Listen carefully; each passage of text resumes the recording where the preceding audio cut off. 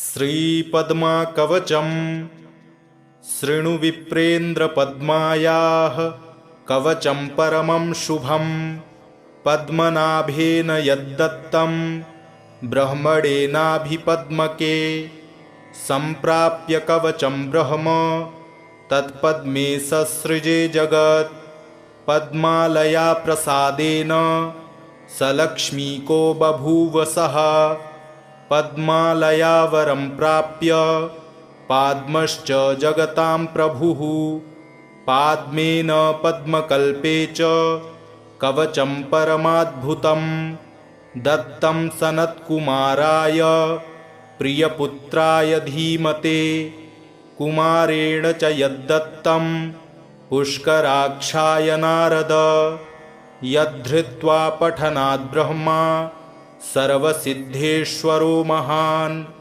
परमैश्वर्यसंयुक्तः सर्वसम्पत्समन्वितः यद्धृत्वा च धनाध्यक्षः कुबेरश्च धनाधिपः स्वायम्भुवो मनुः श्रीमान् पठनाद्धारणाद्यतः प्रियव्रतोत्तानपादौ लक्ष्मीवन्तौ यतो मुने पृथुः पृथ्वीपतिः सद्यो ह्यभवद्धारणाद्यतः कवचस्य प्रसादेन स्वयं दक्षः प्रजापतिः धर्मश्च कर्मणां साक्षी पाता यस्य प्रसादतः यद्धृत्वा दक्षिणे बाहौ विष्णुः क्षीरोदशायितः भक्त्या विधत्ते कण्ठे च शेषो नारायणांशकः यद्धृत्वा वामनं लेभे कश्यपश्च प्रजापतिः सर्वदेवाधिपः श्रीमान् महेन्द्रो धारणाद्यतः राजा मरुत्तो भगवान् भवद्धारणाद्यतः त्रैलोक्याधिपतिः श्रीमान् नहुषो यस्य धारणात् विश्वं विजिज्ञे खड्वाङ्गः पठनाद्धारणाद्यतः मुचुकुन्दो यतः श्रीमान् मान्धातृतनयो महान् सर्वसम्पत्प्रदस्यास्य कवचस्य प्रजापतिः ऋषिश्छन्दश्च बृहति देवी पद्मालया स्वयं धर्मार्थकाममोक्षेषु विनियोगः प्रकीर्तितः पुण्यबीजं च महतां कवचं परमाद्भुतम् ॐ ह्रीं कमलवासिन्यै स्वाहा मे पातु मस्तकं श्रीं मे पातु कपालं च लोचने श्रीं श्रियै नमः ॐ श्रीं श्रियै स्वाहेति च कर्णयुग्मं सदावतु ॐ ह्रीं श्रीं क्लीं महालक्ष्म्यै स्वाहा मे पातु नासिकाम् ॐ श्रीं पद्मालयायै च स्वाहा दन्तान् सदावतु ॐ श्रीं कृष्णप्रियायै च दन्तरन्ध्रं सदावतु ॐ श्रीं नारायणेशायै मम कण्ठे सदावतु ॐ श्रीं केशवकान्तायै मम स्कन्धं सदावतु ॐ श्रीं पद्मनिवासिन्यै स्वाहा नाभिं सदावतु ॐ ह्रीं श्रीं संसारमात्रे मम वक्षः सदावतु ॐ श्रीं ॐ कृष्णकान्तायै स्वाहा पृष्ठं सदावतु ॐ ह्रीं श्रीं श्रियै स्वाहा च मम हस्तौ सदावतु ॐ श्रीनिवासकान्तायै मम पादौ सदावतु ॐ ह्रीं श्रीं क्लीं श्रियै स्वाहा सर्वाङ्गं मे सदावतु प्राच्यां पातु महालक्ष्मी आग्नेयां कमलालया पद्मा मां दक्षिणे पातु नैऋत्यां श्रीहरिप्रिया पद्मालया पश्चिमे मां वायव्यां पातु सा स्वयम् उत्तरे कमला पातु चैशान्यां सिन्धुकन्यका नारायणी च पातूर्ध्व मधो विष्णुप्रियावतु सन्ततं सर्वतः पातु विष्णुप्राणाधिका मम इति ते कथितं वत्स सर्वमन्त्रौघविग्रहं सर्वैश्वर्यप्रदं नाम कवचं परमाद्भुतं सुवर्णपर्वतं दत्त्वा मेरुतुल्यं द्विजातये यत्फलं लभते धर्मी कवचेन ततोऽधिकं गुरुमभ्यर्च्य विधिवत् कवचं धारयेत्तु यः कण्ठे वा दक्षिणे बाहौ स श्रीमान् प्रतिजन्मनि अस्ति लक्ष्मीगृहे तस्य निश्चला शतपूरुषं देवेन्द्रैश्चासुरेन्द्रैश्च सोऽवध्यो निश्चितं भवेत् स सर्वपुण्यवान् धीमान् सर्वयज्ञेषु दीक्षितः स स्नातः सर्वतीर्थेषु यस्येदं कवचं गले यस्मै कस्मै न दातव्यं लोभमोहभयैरपि गुरुभक्ताय शिष्याय शरण्याय प्रकाशयेत् इदं कवचमज्ञात्वा जपेल्लक्ष्मीं जगत्प्रसूं कोटिसङ्ख्यं प्रजप्तोऽपि न मन्त्रः सिद्धिदायकः शृणु विप्रेन्द्रपद्मायाः कवचं परमं शुभं पद्मनाभेन यद्दत्तं ब्रह्मणेनाभिपद्मके सम्प्राप्य कवचं ब्रह्म तत्पद्मे ससृजे जगत् पद्मालया प्रसादेन स लक्ष्मीको बभूव सः पद्मालया वरं प्राप्य पाद्मश्च जगतां प्रभुः पाद्मेन पद्मकल्पे च कवचं परमाद्भुतं दत्तं सनत्कुमाराय प्रियपुत्राय धीमते कुमारेण च यद्दत्तं पुष्कराक्षाय नारद यद्धृत्वा पठनाद् ब्रह्मा सर्वसिद्धेश्वरो महान् परमैश्वर्यसंयुक्तः सर्वसम्पत्समन्वितः यद्धृत्वा च धनाध्यक्षः कुबेरश्च धनाधिपः स्वायम्भुवो मनुः श्रीमान् पठनाद्धारणाद्यतः प्रियव्रतोत्तानपादौ लक्ष्मीवन्तौ यतो मुने पृथुः पृथ्वीपतिः सद्यो ह्यभवद्धारणाद्यतः कवचस्य प्रसादेन स्वयं दक्षः प्रजापतिः धर्मश्च कर्मणां साक्षी पाता यस्य प्रसादतः यद्धृत्वा दक्षिणे बाहौ विष्णुः क्षीरोदशायितः भक्त्या विधत्ते कण्ठे च शेषो नारायणांशकः यद्धृत्वा वामनं लेभे कश्यपश्च प्रजापतिः सर्वदेवाधिपः श्रीमान् महेन्द्रो धारणाद्यतः राजा मरुत्तो भगवान् भवद्धारणाद्यतः त्रैलोक्याधिपतिः श्रीमान् नहुषो यस्य धारणात् विश्वं विजिज्ञे खड्वाङ्गः पठनाद्धारणाद्यतः मुचुकुन्दो यतः श्रीमान् मान्धातृतनयो महान् सर्वसम्पत्प्रदस्यास्य कवचस्य प्रजापतिः ऋषिश्छन्दश्च बृहति देवी पद्मालया स्वयं धर्मार्थकाममोक्षेषु विनियोगः प्रकीर्तितः पुण्यबीजं च महतां कवचं परमाद्भुतम् ॐ ह्रीं कमलवासिन्यै स्वाहा मे पातु मस्तकं श्रीं मे पातु कपालं च लोचने श्रीं श्रियै नमः ॐ श्रीं श्रियै स्वाहेति च कर्णयुग्मं सदावतु ॐ ह्रीं श्रीं क्लीं महालक्ष्म्यै स्वाहा मे पातु नासिकाम् ॐ श्रीं पद्मालयायै च स्वाहा दन्तान् सदावतु। ॐ श्रीं कृष्णप्रियायै च दन्तरन्ध्रं सदावतु। ॐ श्रीं नारायणेशायै मम कण्ठे सदावतु। ॐ श्रीं केशवकान्तायै मम स्कन्धं सदावतु। ॐ श्रीं पद्मनिवासिन्यै स्वाहा नाभिं सदावतु। ॐ ह्रीं श्रीं संसारमात्रे मम वक्षः सदावतु।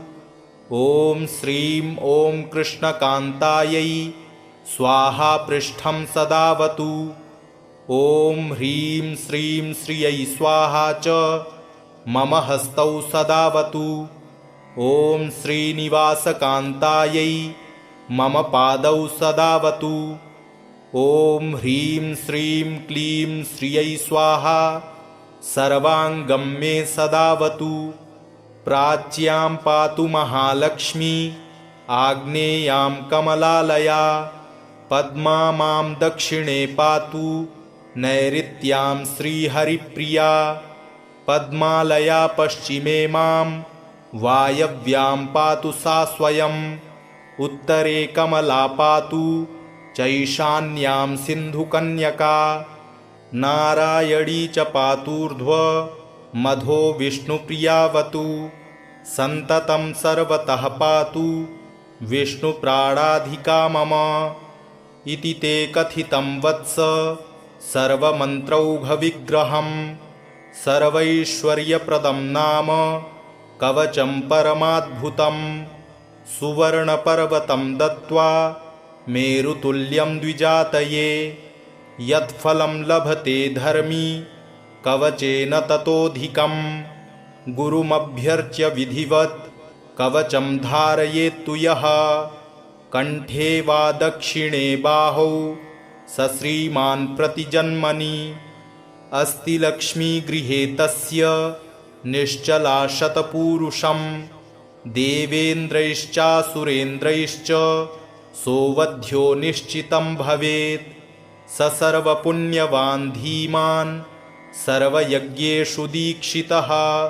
स स्नातः सर्वतीर्थेषु यस्येदं कवचं गले। यस्मै कस्मै न दातव्यं लोभमोहभयैरपि। गुरुभक्ताय शिष्याय शरण्याय प्रकाशयेत्। इदं कवचमज्ञात्वा जपेल्लक्ष्मीं जगत्प्रसूं। कोटिसङ्ख्यं प्रजप्तोऽपि न मन्त्रः सिद्धिदायकः। शृणु विप्रेन्द्र पद्मायाः कवचं परमं शुभं। पद्मनाभेन यद्दत्तं ब्रह्मणेनाभिपद्मके। सम्प्राप्य कवचं ब्रह्म तत्पद्मे ससृजे जगत्। पद्मालया प्रसादेन स लक्ष्मीको बभूव सः। पद्मालया वरं प्राप्य पाद्मश्च जगतां प्रभुः। पाद्मेन पद्मकल्पे च कवचं परमाद्भुतं। दत्तं सनत्कुमाराय प्रियपुत्राय धीमते। कुमारेण च यद्दत्तं पुष्कराक्षाय नारद। यद्धृत्वा पठनाद् ब्रह्मा सर्वसिद्धेश्वरो महान्। परमैश्वर्यसंयुक्तः सर्वसम्पत्समन्वितः। यद्धृत्वा च धनाध्यक्षः कुबेरश्च धनाधिपः। स्वायम्भुवो मनुः श्रीमान् पठनाद्धारणाद्यतः। प्रियव्रतोत्तानपादौ लक्ष्मीवन्तौ यतो मुने। पृथुः पृथ्वीपतिः सद्यो ह्यभवद्धारणाद्यतः। कवचस्य प्रसादेन स्वयं दक्षः प्रजापतिः। धर्मश्च कर्मणां साक्षी पाता यस्य प्रसादतः। यद्धृत्वा दक्षिणे बाहौ विष्णुः क्षीरोदशायितः। भक्त्या विधत्ते कण्ठे च शेषो नारायणांशकः यद्धृत्वा वामनं लेभे कश्यपश्च प्रजापतिः सर्वदेवाधिपः श्रीमान् महेन्द्रो धारणाद्यतः राजा मरुत्तो भगवान् भवद्धारणाद्यतः त्रैलोक्याधिपतिः श्रीमान् नहुषो यस्य धारणात् विश्वं विजिज्ञे खड्वाङ्गः पठनाद्धारणाद्यतः मुचुकुन्दो यतः श्रीमान् मान्धातृतनयो महान् सर्वसम्पत्प्रदस्यास्य कवचस्य प्रजापतिः ऋषिश्छन्दश्च बृहति देवी पद्मालया स्वयं धर्मार्थकाममोक्षेषु विनियोगः प्रकीर्तितः पुण्यबीजं च महतां कवचं परमाद्भुतम् ॐ ह्रीं कमलवासिन्यै स्वाहा मे पातु मस्तकम् श्रीं मे पातु कपालं च लोचने श्रीं श्रियै नमः ॐ श्रीं श्रियै स्वाहेति च कर्णयुग्मं सदावतु ॐ ह्रीं श्रीं क्लीं महालक्ष्म्यै स्वाहा मे पातु नासिकाम् ॐ श्रीं पद्मालयायै च स्वाहा दन्तान् सदावतु ॐ श्रीं कृष्णप्रियायै च दन्तरन्ध्रं सदावतु ॐ श्रीं नारायणेशायै मम कण्ठे सदावतु ॐ श्रीं केशवकान्तायै मम स्कन्धं सदावतु ॐ श्रीं पद्मनिवासिन्यै स्वाहा नाभिं सदावतु ॐ ह्रीं श्रीं संसारमात्रे मम वक्षः सदावतु ॐ श्रीं ॐ कृष्णकान्तायै स्वाहा पृष्ठं सदावतु ॐ ह्रीं श्रीं श्रियै स्वाहा च मम हस्तौ सदावतु ॐ श्रीनिवासकान्तायै मम पादौ सदावतु ॐ ह्रीं श्रीं क्लीं श्रियै स्वाहा सर्वाङ्गं मे सदावतु प्राच्यां पातु महालक्ष्मी आग्नेयां कमलालया पद्मा मां दक्षिणे पातु नैऋत्यां श्रीहरिप्रिया पद्मालया पश्चिमे मां वायव्यां पातु सा स्वयम्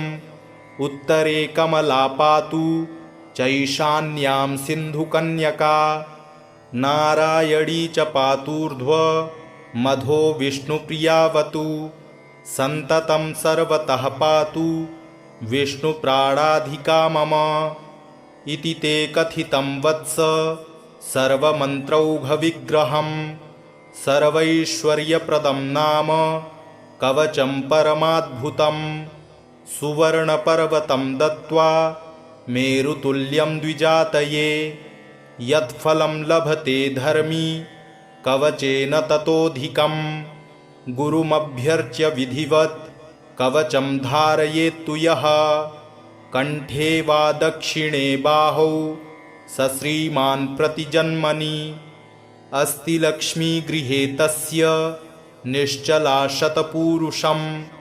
देवेन्द्रैश्चासुरेन्द्रैश्च सोऽवध्यो निश्चितं भवेत् स सर्वपुण्यवान् धीमान् सर्वयज्ञेषु दीक्षितः स स्नातः सर्वतीर्थेषु यस्येदं कवचं गले यस्मै कस्मै न दातव्यं लोभमोहभयैरपि गुरुभक्ताय शिष्याय शरण्याय प्रकाशयेत् इदं कवचमज्ञात्वा जपेल्लक्ष्मीं जगत्प्रसूं कोटिसङ्ख्यं प्रजप्तोऽपि न मन्त्रः सिद्धिदायकः शृणु विप्रेन्द्रपद्मायाः कवचं परमं शुभं पद्मनाभेन यद्दत्तं ब्रह्मणेनाभिपद्मके सम्प्राप्य कवचं ब्रह्म तत्पद्मे ससृजे जगत्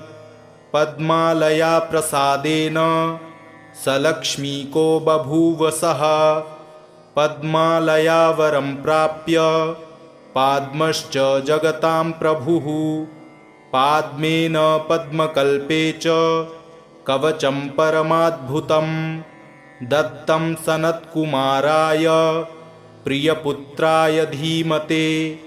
कुमारेण च यद्दत्तं पुष्कराक्षाय नारद यद्धृत्वा पठनाद् ब्रह्मा सर्वसिद्धेश्वरो महान्।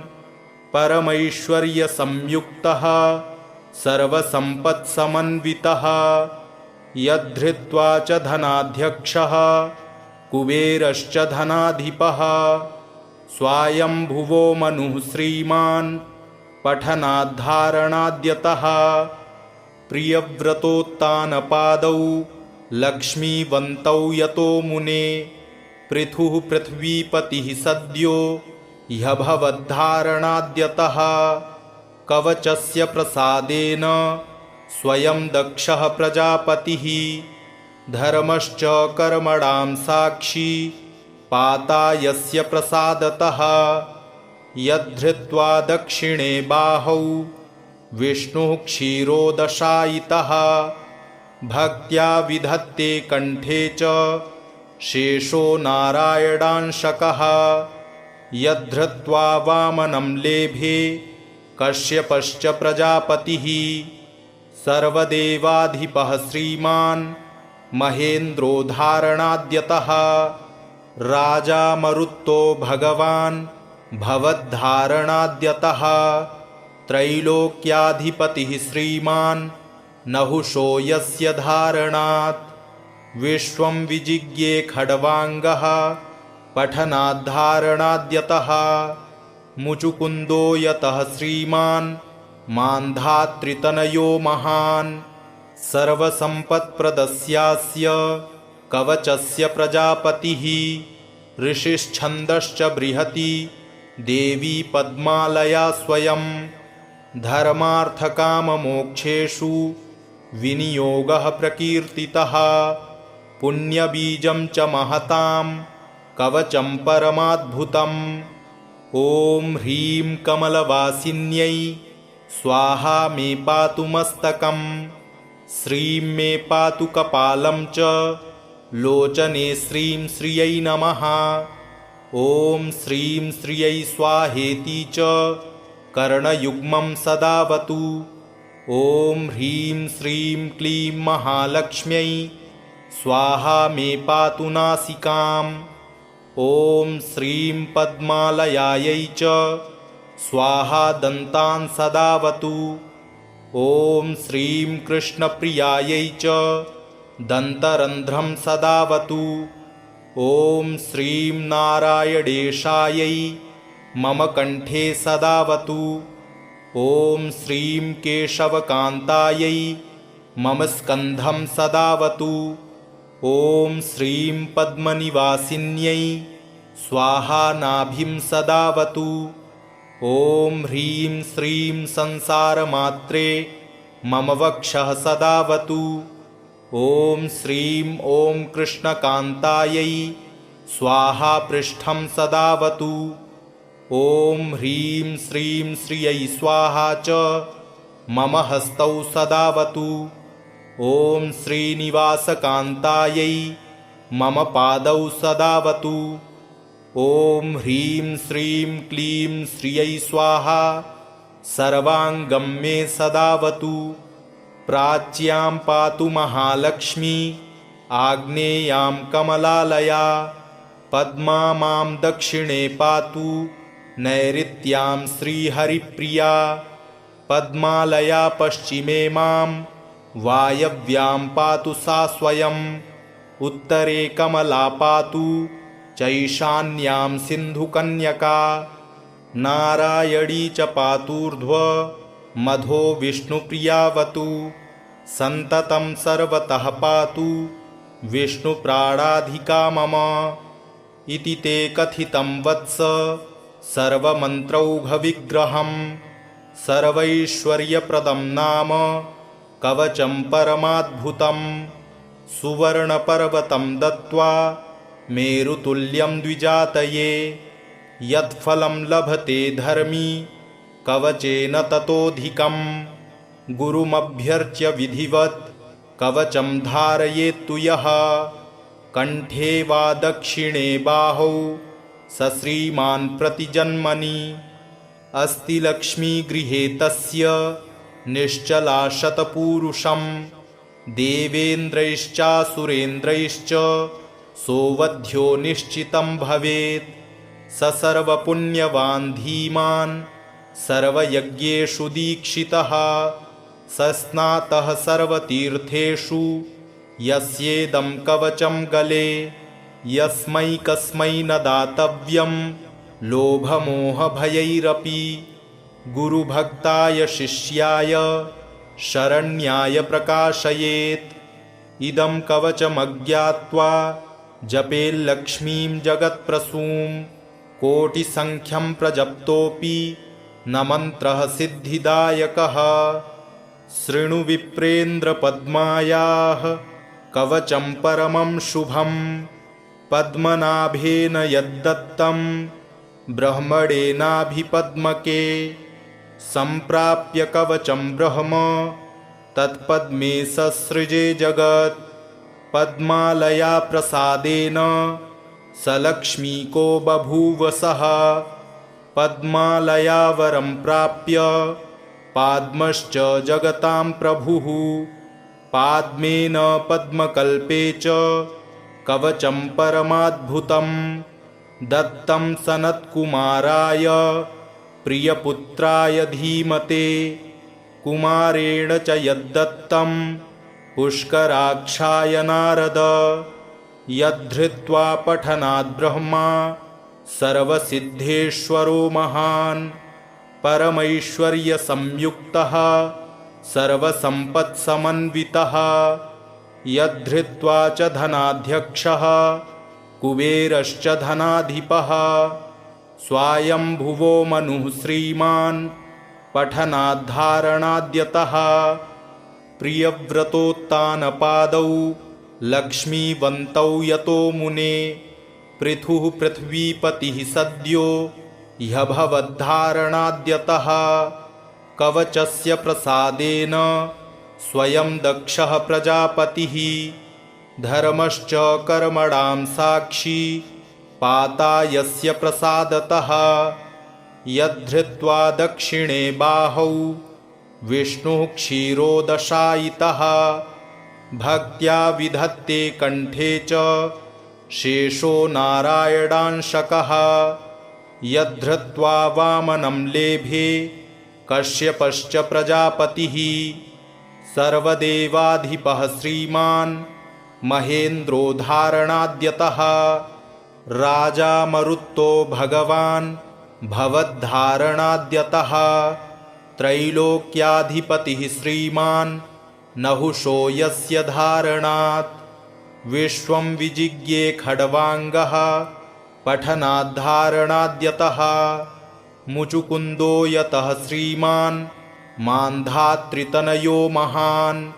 सर्वसम्पत्प्रदस्यास्य कवचस्य प्रजापतिः। ऋषिश्छन्दश्च बृहति देवी पद्मालया स्वयं। धर्मार्थकाममोक्षेषु विनियोगः प्रकीर्तितः। पुण्यबीजं च महतां कवचं परमाद्भुतम्। ॐ ह्रीं कमलवासिन्यै स्वाहा मे पातु मस्तकम्। श्रीं मे पातु कपालं च लोचने श्रीं श्रियै नमः। ॐ श्रीं श्रियै स्वाहेति च कर्णयुग्मं सदावतु। ॐ ह्रीं श्रीं क्लीं महालक्ष्म्यै स्वाहा मे पातु नासिकाम्। ॐ श्रीं पद्मालयायै च स्वाहा दन्तान् सदावतु। ॐ श्रीं कृष्णप्रियायै च दन्तरन्ध्रं सदावतु। ॐ श्रीं नारायणेशायै मम कण्ठे सदावतु। ॐ श्रीं केशवकान्तायै मम स्कन्धं सदावतु। ॐ श्रीं पद्मनिवासिन्यै स्वाहा नाभिं सदावतु। ॐ ह्रीं श्रीं संसारमात्रे मम वक्षः सदावतु। ॐ श्रीं ॐ कृष्णकान्तायै स्वाहा पृष्ठं सदावतु। ॐ ह्रीं श्रीं श्रियै स्वाहा च मम हस्तौ सदावतु। ॐ श्रीनिवासकान्तायै मम पादौ सदावतु। ॐ ह्रीं श्रीं क्लीं श्रियै स्वाहा सर्वाङ्गं मे सदावतु।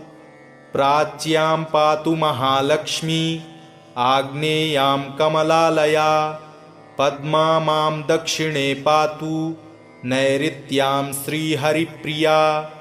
पद्मालया पश्चिमे मां वायव्यां पातु सा स्वयं।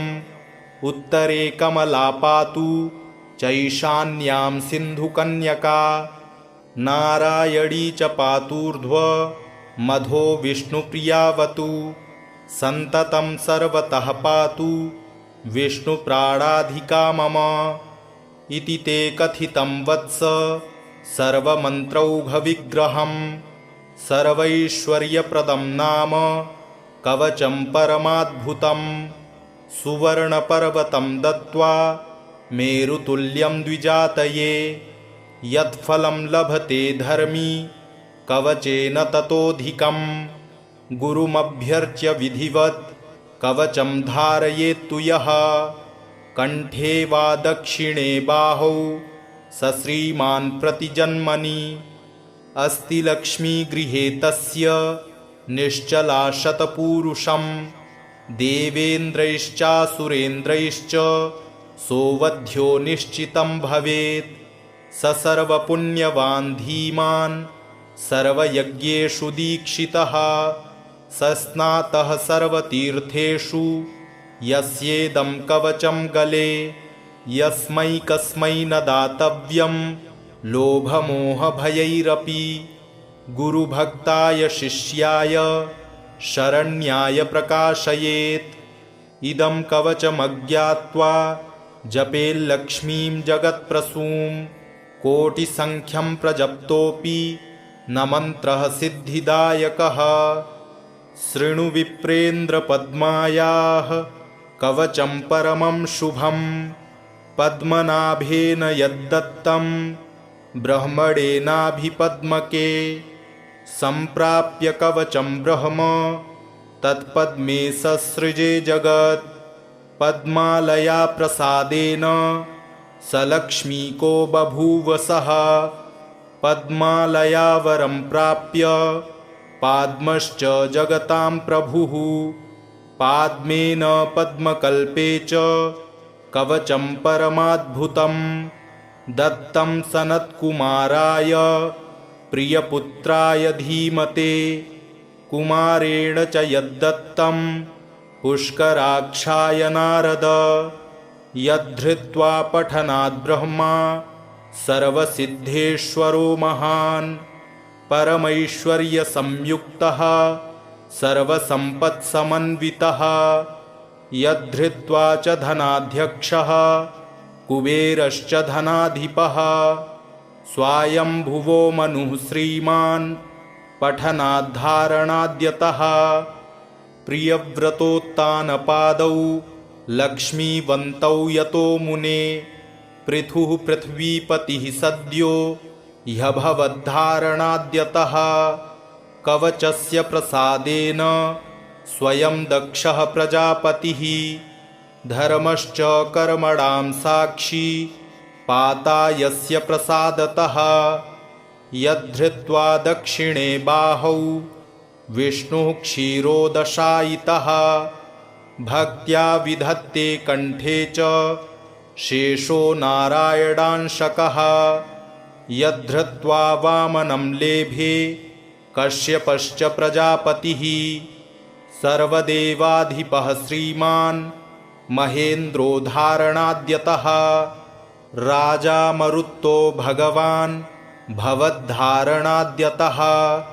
त्रैलोक्याधिपतिः श्रीमान् नहुषो यस्य धारणात् विश्वं विजिज्ञे खड्वाङ्गः पठनाद्धारणाद्यतः मुचुकुन्दो यतः श्रीमान् मान्धातृतनयो महान् सर्वसम्पत्प्रदस्यास्य कवचस्य प्रजापतिः ऋषिश्छन्दश्च बृहति देवी पद्मालया स्वयं धर्मार्थकाममोक्षेषु विनियोगः प्रकीर्तितः पुण्यबीजं च महतां कवचं परमाद्भुतम् ॐ ह्रीं कमलवासिन्यै स्वाहा मे पातु मस्तकम् श्रीं मे पातु कपालं च लोचने श्रीं श्रियै नमः ॐ श्रीं श्रियै स्वाहेति च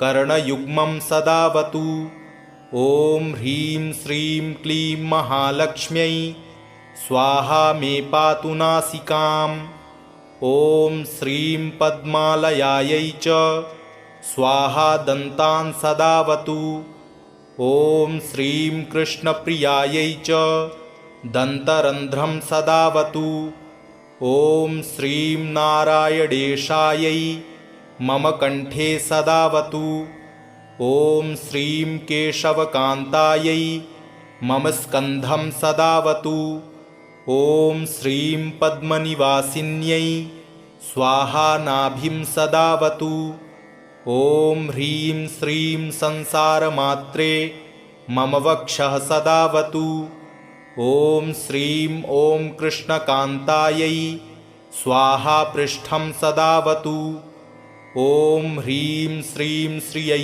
स्वाहा च मम हस्तौ सदावतु ॐ श्रीनिवासकान्तायै मम पादौ सदावतु ॐ ह्रीं श्रीं क्लीं श्रियै स्वाहा सर्वाङ्गं मे सदावतु प्राच्यां पातु महालक्ष्मी आग्नेयां कमलालया पद्मा मां दक्षिणे पातु नैऋत्यां श्रीहरिप्रिया पद्मालया पश्चिमे मां वायव्यां पातु सा स्वयम् उत्तरे कमला पातु चैशान्यां सिन्धुकन्यका नारायणी च पातूर्ध्व मधो विष्णुप्रियावतु सन्ततं सर्वतः पातु विष्णुप्राणाधिका मम इति ते कथितं वत्स सर्वमन्त्रौघविग्रहं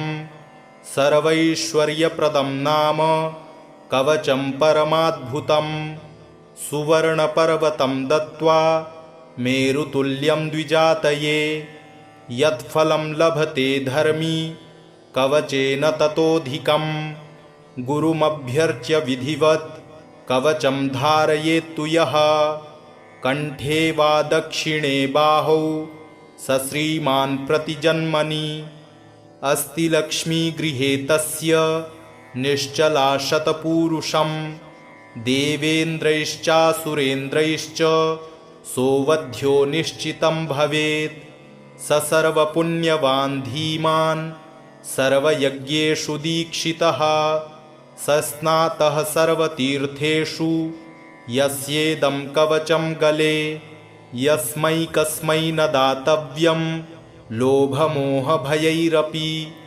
गुरुभक्ताय शिष्याय शरण्याय प्रकाशयेत् इदं कवचमज्ञात्वा जपेल्लक्ष्मीं जगत्प्रसूं कोटिसङ्ख्यं प्रजप्तोऽपि न मन्त्रः सिद्धिदायकः शृणु विप्रेन्द्रपद्मायाः कवचं परमं शुभं पद्मनाभेन यद्दत्तं ब्रह्मणेनाभिपद्मके सम्प्राप्य कवचं ब्रह्म तत्पद्मे ससृजे जगत् पद्मालया प्रसादेन स लक्ष्मीको बभूव सः पद्मालया वरं प्राप्य पाद्मश्च जगतां प्रभुः पाद्मेन पद्मकल्पे च कवचं परमाद्भुतं दत्तं सनत्कुमाराय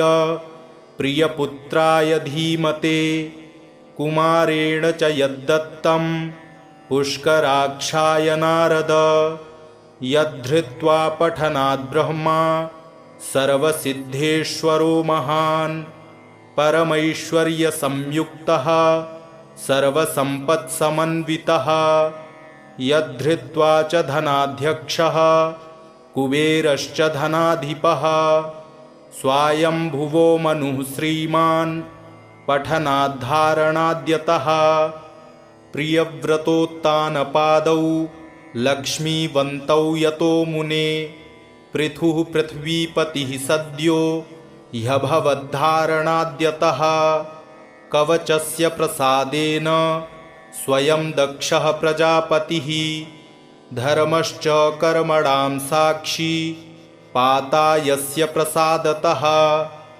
यद्धृत्वा दक्षिणे बाहौ विष्णुः क्षीरोदशायितः भक्त्या विधत्ते कंठे च शेषो नारायणांशकः यद्धृत्वा वामनं लेभे कश्यपश्च प्रजापतिः सर्वदेवाधिपः श्रीमान् महेन्द्रो धारणाद्यतः राजा मरुत्तो भगवान् भवद्धारणाद्यतः त्रैलोक्याधिपतिः श्रीमान् नहुषो यस्य धारणात् विश्वं विजिज्ञे खड्वाङ्गः पठनाद्धारणाद्यतः मुचुकुन्दो यतः श्रीमान् मान्धातृतनयो महान् सर्वसम्पत्प्रदस्यास्य कवचस्य प्रजापतिः ऋषिश्छन्दश्च बृहति देवी पद्मालया स्वयं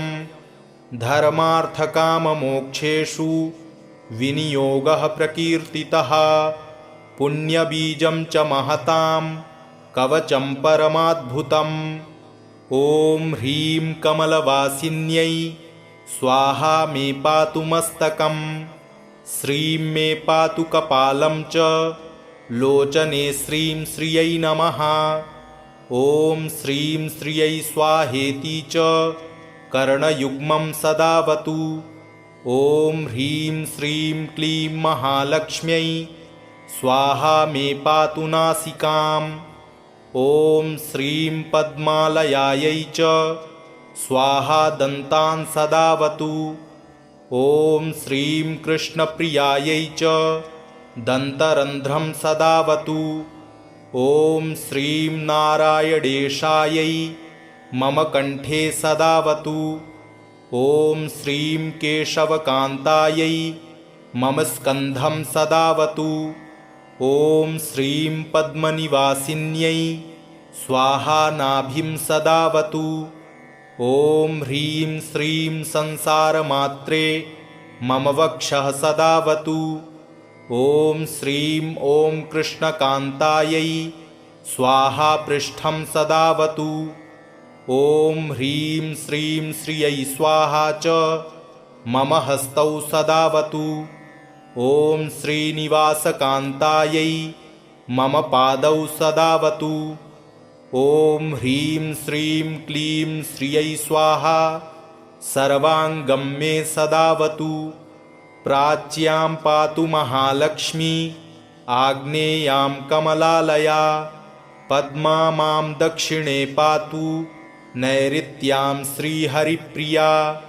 पद्मालया पश्चिमे मां वायव्यां पातु सा स्वयं उत्तरे कमला पातु चैशान्यां सिन्धुकन्यका नारायणी च पातूर्ध्व मधो विष्णुप्रियावतु सन्ततं सर्वतः पातु विष्णुप्राणाधिका मम इति ते कथितं वत्स सर्वमन्त्रौघविग्रहं सर्वैश्वर्यप्रदं नाम कवचं परमाद्भुतं सुवर्णपर्वतं दत्त्वा मेरुतुल्यं द्विजातये यत्फलं लभते धर्मी कवचेन ततोऽधिकं गुरुमभ्यर्च्य विधिवत् कवचं धारयेत्तु यः कंठे वा दक्षिणे बाहौ स श्रीमान् प्रतिजन्मनि अस्ति लक्ष्मी गृहे तस्य निश्चला शतपूरुषं देवेन्द्रैश्चासुरेन्द्रैश्च सोवध्यो निश्चितं भवेत्। स सर्वपुण्यवान् धीमान् सर्वयज्ञेषु दीक्षितः स स्नातः सर्वतीर्थेषु यस्येदं कवचं गले। यस्मै कस्मै न दातव्यं लोभमोहभयैरपि गुरुभक्ताय शिष्याय शरण्याय प्रकाशयेत्। इदं कवचमज्ञात्वा जपेल्लक्ष्मीं जगत्प्रसूं कोटिसङ्ख्यं प्रजप्तोऽपि न मन्त्रः सिद्धिदायकः। शृणु विप्रेन्द्रपद्मायाः कवचं परमं शुभं पद्मनाभेन यद्दत्तं ब्रह्मणेनाभिपद्मके। सम्प्राप्य कवचं ब्रह्म तत्पद्मे ससृजे जगत्। पद्मालया प्रसादेन स लक्ष्मीको बभूव सः। पद्मालया वरं प्राप्य पाद्मश्च जगतां प्रभुः। पाद्मेन पद्मकल्पे च कवचं परमाद्भुतं दत्तं सनत्कुमाराय प्रियपुत्राय धीमते। कुमारेण च यद्दत्तं पुष्कराक्षाय नारद यद्धृत्वा पठनाद् ब्रह्मा सर्वसिद्धेश्वरो महान्। परमैश्वर्यसंयुक्तः सर्वसम्पत्समन्वितः यद्धृत्वा च धनाध्यक्षः कुबेरश्च धनाधिपः। स्वायम्भुवो मनुः श्रीमान् पठनाद्धारणाद्यतः। प्रियव्रतोत्तानपादौ लक्ष्मीवन्तौ यतो मुने। पृथुः पृथ्वीपतिः सद्यो ह्यभवद्धारणाद्यतः। कवचस्य प्रसादेन स्वयं दक्षः प्रजापतिः। धर्मश्च कर्मणां साक्षी पाता यस्य प्रसादतः। यद्धृत्वा दक्षिणे बाहौ विष्णुः क्षीरोदशायितः। भक्त्या विधत्ते कण्ठे च शेषो नारायणांशकः। यद्धृत्वा वामनं लेभे कश्यपश्च प्रजापतिः। सर्वदेवाधिपः श्रीमान् महेन्द्रो धारणाद्यतः। राजा मरुत्तो भगवान् भवद्धारणाद्यतः। त्रैलोक्याधिपतिः श्रीमान् नहुषो यस्य धारणात्। विश्वं विजिज्ञे खड्वाङ्गः पठनाद्धारणाद्यतः। मुचुकुन्दो यतः श्रीमान् मान्धातृतनयो महान्। सर्वसम्पत्प्रदस्यास्य कवचस्य प्रजापतिः। ऋषिश्छन्दश्च बृहति देवी पद्मालया स्वयं।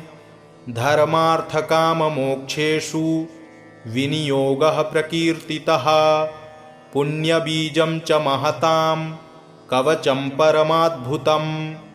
ॐ ह्रीं कमलवासिन्यै स्वाहा मे पातु मस्तकम्।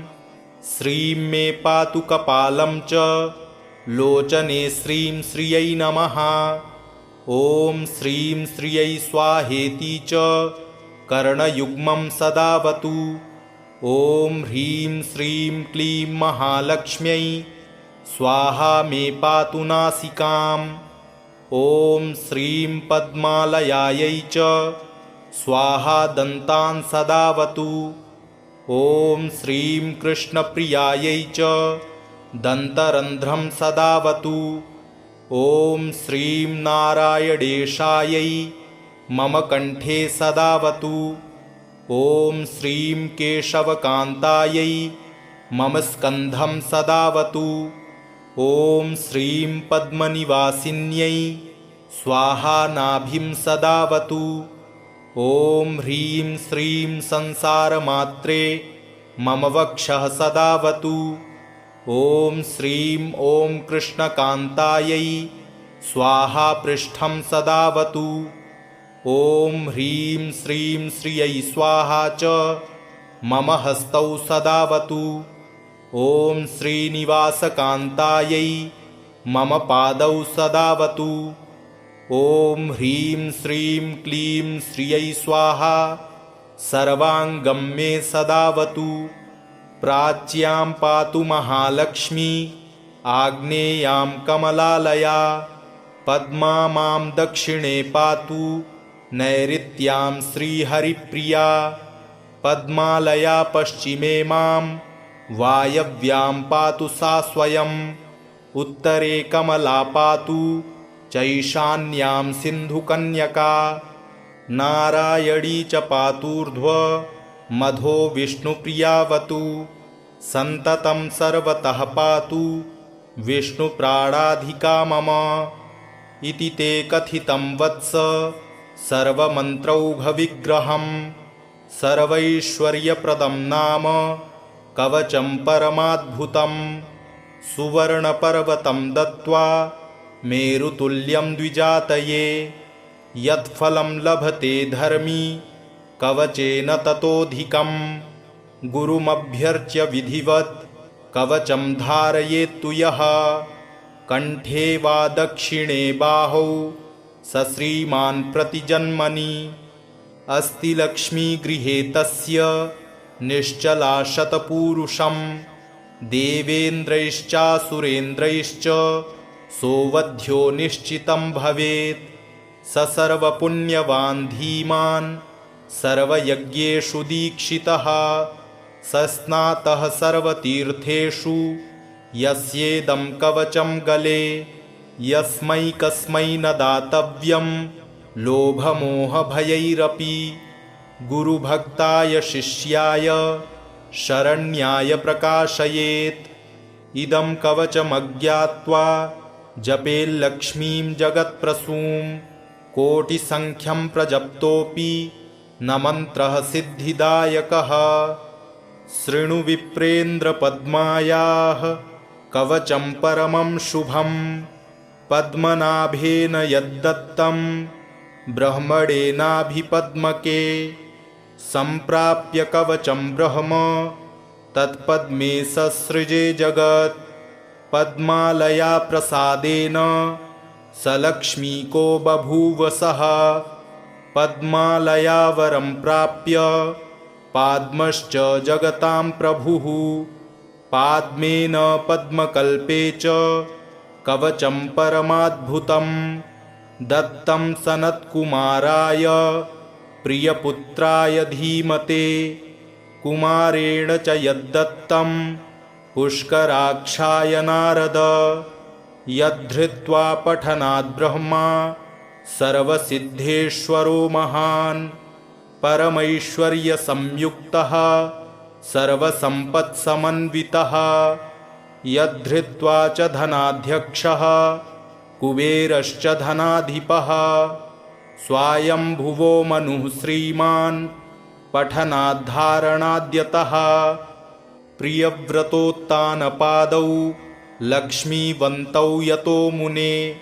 पृथुः पृथ्वीपतिः सद्यो ह्यभवद्धारणाद्यतः। कवचस्य प्रसादेन स्वयं दक्षः प्रजापतिः। धर्मश्च कर्मणां साक्षी पाता यस्य प्रसादतः।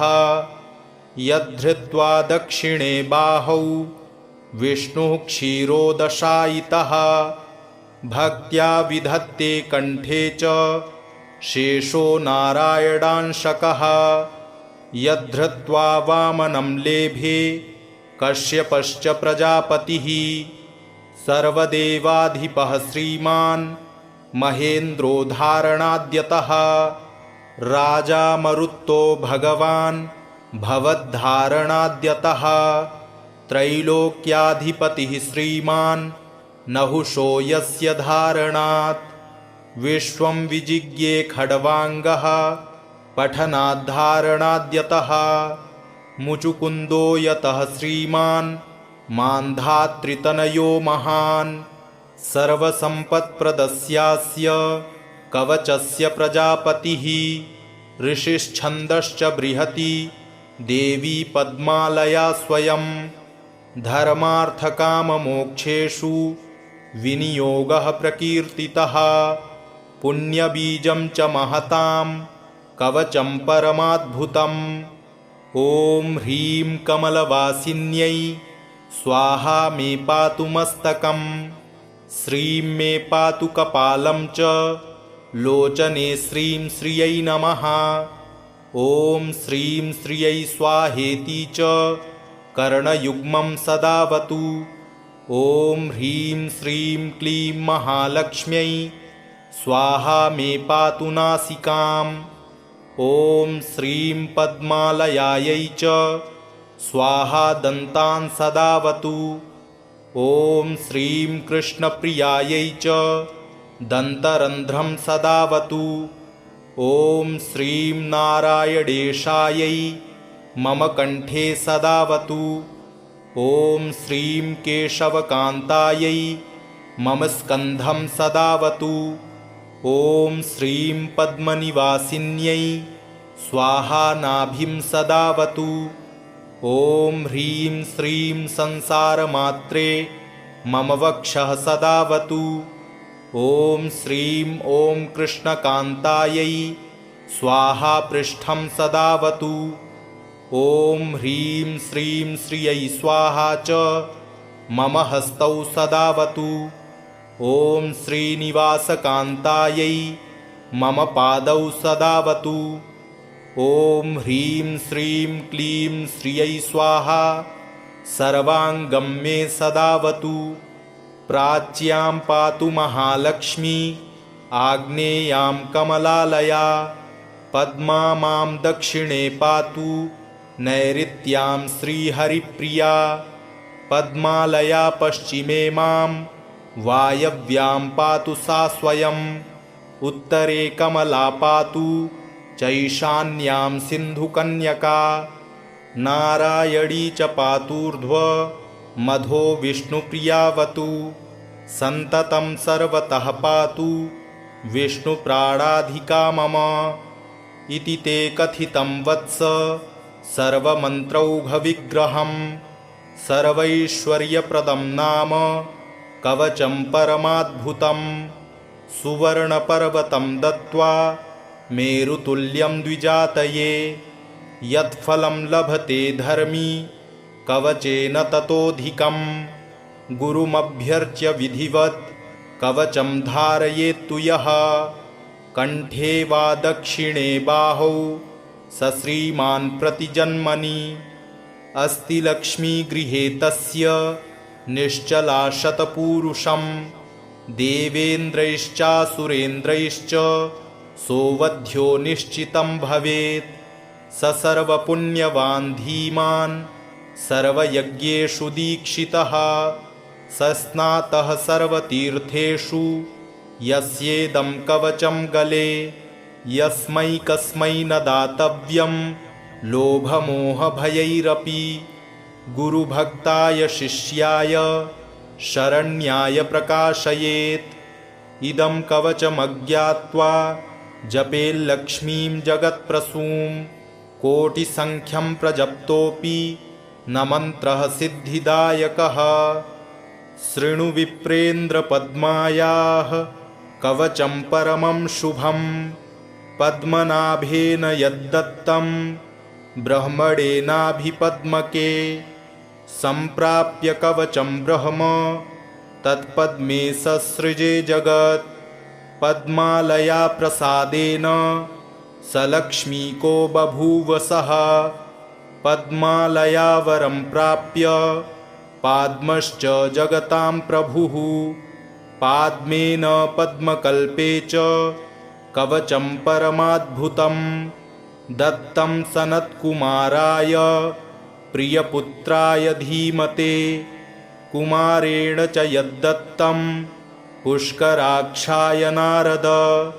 यद्धृत्वा पठनाद्ब्रह्मा सर्वसिद्धेश्वरो महान्। परमैश्वर्यसंयुक्तः सर्वसम्पत्समन्वितः। यद्धृत्वा च धनाध्यक्षः कुबेरश्च धनाधिपः। स्वायम्भुवो मनुः श्रीमान् पठनाद्धारणाद्यतः प्रियव्रतोत्तानपादौ लक्ष्मीवन्तौ यतो मुने पृथुः पृथ्वीपतिः सद्यो ह्यभवद्धारणाद्यतः कवचस्य प्रसादेन स्वयं दक्षः प्रजापतिः धर्मश्च कर्मणां साक्षी पाता यस्य प्रसादतः यद्धृत्वा दक्षिणे बाहौ विष्णुः क्षीरोदशायितः भक्त्या विधत्ते कंठे च शेषो नारायणांशकः यद्धृत्वा वामनं लेभे कश्यपश्च प्रजापतिः सर्वदेवाधिपः श्रीमान् महेन्द्रो धारणाद्यतः राजा मरुत्तो भगवान् भवद्धारणाद्यतः त्रैलोक्याधिपतिः श्रीमान् नहुषो यस्य धारणात् विश्वं विजिज्ञे खड्वाङ्गः पठनाद्धारणाद्यतः मुचुकुन्दो यतः श्रीमान् मान्धातृतनयो महान् सर्वसम्पत्प्रदस्यास्य कवचस्य प्रजापतिः ऋषिश्छन्दश्च बृहति देवी पद्मालया स्वयं धर्मार्थकाममोक्षेषु विनियोगः प्रकीर्तितः पुण्यबीजं च महतां कवचं परमाद्भुतम् ॐ ह्रीं कमलवासिन्यै स्वाहा मे पातु मस्तकं श्रीं मे पातु कपालं च लोचने श्रीं श्रियै नमः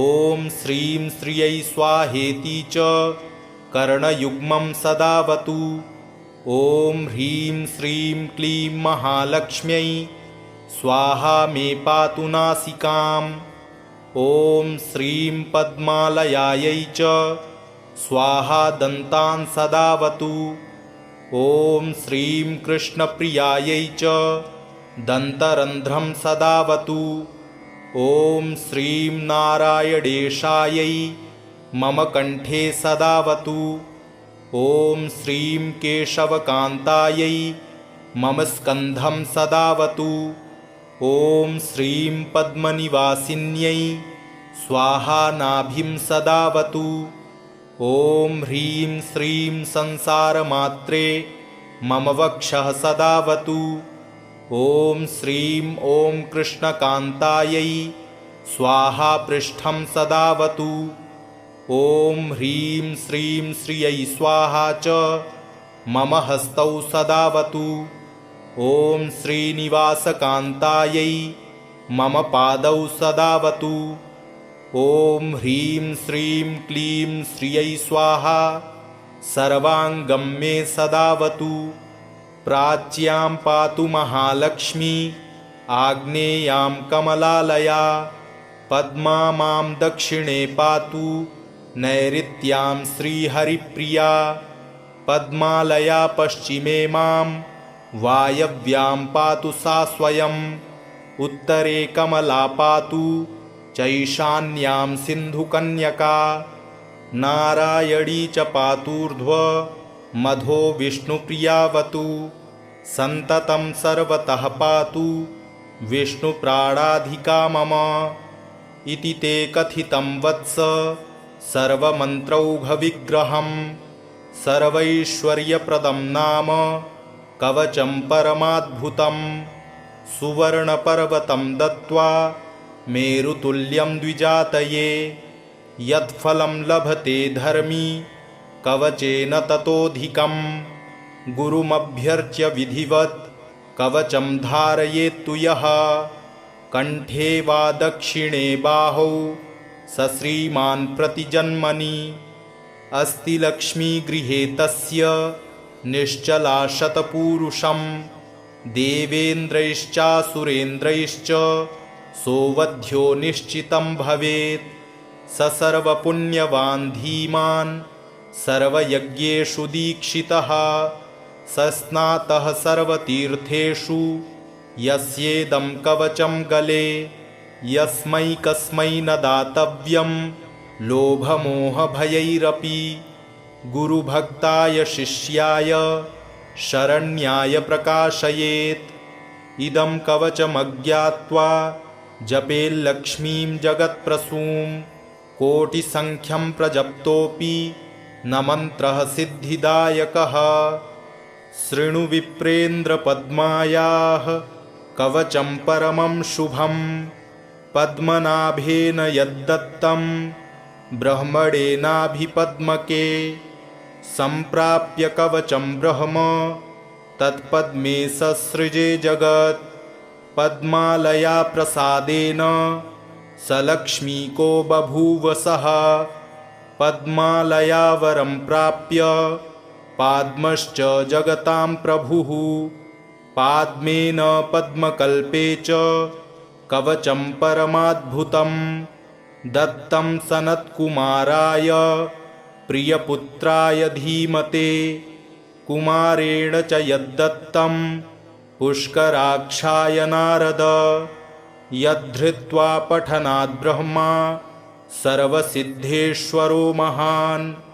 परमैश्वर्यसंयुक्तः सर्वसम्पत्समन्वितः। यद्धृत्वा च धनाध्यक्षः कुबेरश्च धनाधिपः।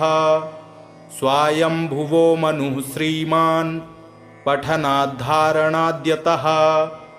प्रियव्रतोत्तानपादौ लक्ष्मीवन्तौ यतो मुने।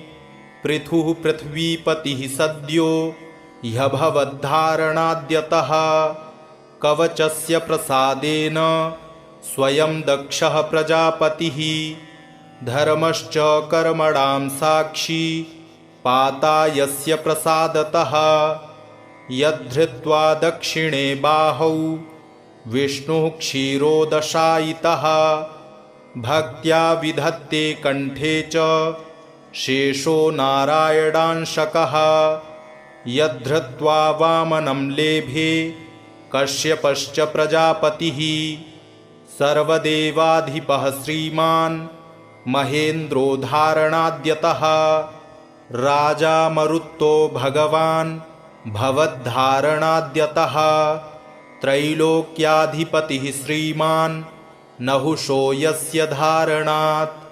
विश्वं विजिज्ञे खड्वाङ्गः पठनाद्धारणाद्यतः।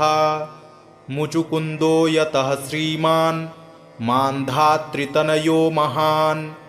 सर्वसम्पत्प्रदस्यास्य कवचस्य प्रजापतिः। ऋषिश्छन्दश्च बृहति देवी पद्मालया स्वयं। धर्मार्थकाममोक्षेषु विनियोगः प्रकीर्तितः। पुण्यबीजं च महतां कवचं परमाद्भुतम्। ॐ ह्रीं कमलवासिन्यै स्वाहा मे पातु मस्तकम्। श्रीं मे पातु कपालं च लोचने श्रीं श्रियै नमः। ॐ श्रीं श्रियै स्वाहेति च कर्णयुग्मं सदावतु। ॐ ह्रीं श्रीं क्लीं महालक्ष्म्यै स्वाहा मे पातु नासिकाम्। ॐ श्रीं पद्मालयायै च स्वाहा दन्तान् सदावतु। ॐ श्रीं कृष्णप्रियायै च दन्तरन्ध्रं सदावतु। ॐ श्रीं नारायणेशायै मम कण्ठे सदावतु। ॐ श्रीं केशवकान्तायै मम स्कन्धं सदावतु। ॐ श्रीं पद्मनिवासिन्यै स्वाहा नाभिं सदावतु। ॐ ह्रीं श्रीं संसारमात्रे मम वक्षः सदावतु। ॐ श्रीं ॐ कृष्णकान्तायै स्वाहा पृष्ठं सदावतु। ॐ ह्रीं श्रीं श्रियै स्वाहा च मम हस्तौ सदावतु। ॐ श्रीनिवासकान्तायै मम पादौ सदावतु। ॐ ह्रीं श्रीं क्लीं श्रियै स्वाहा सर्वाङ्गं मे सदावतु। प्राच्यां पातु महालक्ष्मी आग्नेयां कमलालया। पद्मा मां दक्षिणे पातु नैऋत्यां श्रीहरिप्रिया पद्मालया पश्चिमे मां वायव्यां पातु सा स्वयम् उत्तरे कमला पातु चैशान्यां सिन्धुकन्यका नारायणी च पातूर्ध्व मधो विष्णुप्रियावतु सन्ततं सर्वतः पातु विष्णुप्राणाधिका मम इति ते कथितं वत्स सर्वमन्त्रौघविग्रहं सर्वैश्वर्यप्रदं नाम कवचं परमाद्भुतं सुवर्णपर्वतं दत्त्वा मेरुतुल्यं द्विजातये यत्फलं लभते धर्मी कवचेन ततोऽधिकं गुरुमभ्यर्च्य विधिवत् कवचं धारयेत्तु यः कण्ठे वा दक्षिणे बाहौ स श्रीमान् प्रतिजन्मनि अस्ति लक्ष्मीगृहे तस्य निश्चला शतपूरुषं देवेन्द्रैश्चासुरेन्द्रैश्च सोऽवध्यो निश्चितं भवेत् स सर्वपुण्यवान् धीमान् सर्वयज्ञेषु दीक्षितः स स्नातः सर्वतीर्थेषु यस्येदं कवचं गले यस्मै कस्मै न दातव्यं लोभमोहभयैरपि गुरुभक्ताय शिष्याय शरण्याय प्रकाशयेत् इदं कवचमज्ञात्वा जपेल्लक्ष्मीं जगत्प्रसूं कोटिसङ्ख्यं प्रजप्तोऽपि न मन्त्रः सिद्धिदायकः इति श्रीब्रह्मवैवर्ते महापुराणे तृतीये गणपतिखण्डे 38तमोऽध्याये नारदनारायणसंवादे श्रीपद्माकवचं सम्पूर्णम्।